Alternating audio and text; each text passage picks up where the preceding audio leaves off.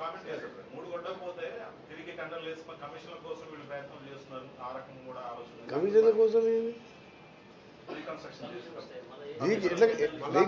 చేయలేము అబ్బా. నేను పోయి చూసినా, నేను కాంట్రాక్ట్ చేసిన, సివిల్ ఇంజనీరింగ్ చేసిన, నేను అంతకుముందు దాని గురించి కొంచెం నాలెడ్జ్ ఉన్నది. ఏం చేయలేము మనం, దాన్ని మొత్తం తీసేయవలసింది. అది 3 డ్యాములు తీసేయవలసిందే.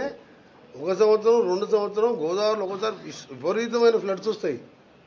3 వాష్ అవుతామని చెప్పి ఎన్డీఎస్ఏ మేధావులతో కూడిన సెంట్రల్ గవర్నమెంట్ చట్టపరంగా అనుభవించిన ఎన్డీఎస్ఏ ఇచ్చిన రిపోర్ట్ 3 కొట్టుకుపోతాయి.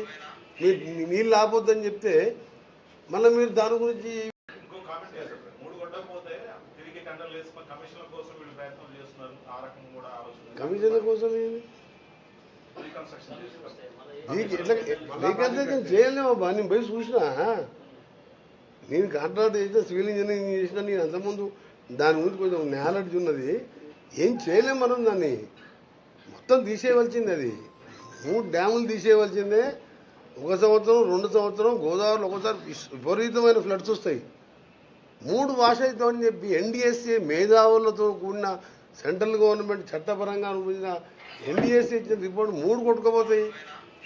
నీళ్ళు ఆపొద్దని చెప్తే మళ్ళీ మీరు దాని గురించి